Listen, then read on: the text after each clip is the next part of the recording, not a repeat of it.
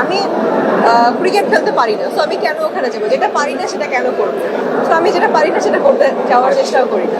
আপু যদি এবার একটু জানতে চাই যে সেলিব্রিটি যে চ্যাম্পিয়ন্স ট্রফিটা হয়ে গেল, রাজশাহী টিমটা চ্যাম্পিয়ন হয়েছে, তো আমরা প্রত্যাশা করেছিলাম এবারে হয়তো আপনাকে পাবো, সেখানে পাইনি আসলে, কারণটা কি?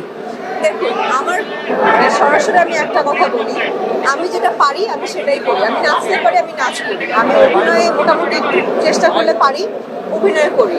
কিংবা কথা বলতে দিলে একটু কথা বলতে পারি, ওটা করি। আমি ক্রিকেট খেলতে পারি না, সো আমি কেন ওখানে যাবো? যেটা পারি না সেটা কেন করবো? তো আমার কাছে মনে হয় যে যখন যেটা পারবো কিংবা প্রপারলি আপনাদেরকে দেখাতে পারবো, অডিয়েন্সদেরকে দেখাতে পারবো, সেটা আসলে করবো। আর যেটা না পারি সেটা করে আসলে ট্রোল হয়ে লাভ নেই। তো আমি যেটা পারি না সেটা করতে যাওয়ার চেষ্টাও করি না। আমরা জানতে চাইবো যেহেতু এবার এই যে আপনার খবর আসছে, বাকি অন্যান্য সাকিব ভাই থেকে আরো শিরো ভাই থেকে নানা জায়গায় ছবি আসছে, এবারে একটা গতবার ঈদটা দেখেছেন, পাঁচটা ছবি দারুণ গিয়েছে, আসলে জমজমাট ছিল। এবারে ঈদটা কেমন জমজমাট হবে বলে আশা করছেন? আমার কাছে মনে হয়, আমার কাছে কি সবার কাছেই মনে হয় যে এবারের ঈদও খুব জমজমাট যাবে, কারণ প্রত্যেকটা সিনেমা খুব জমজমাট। শাকিব ভাইয়ের কথা থেকে শুরু করলে আরেকজন শুভ ভাইয়ের সিনেমা আসছে, আমাদের সিনেমা আসছে, যেটা কিনা আসলে আমার বিপরীতে আছে আদর আজাদ।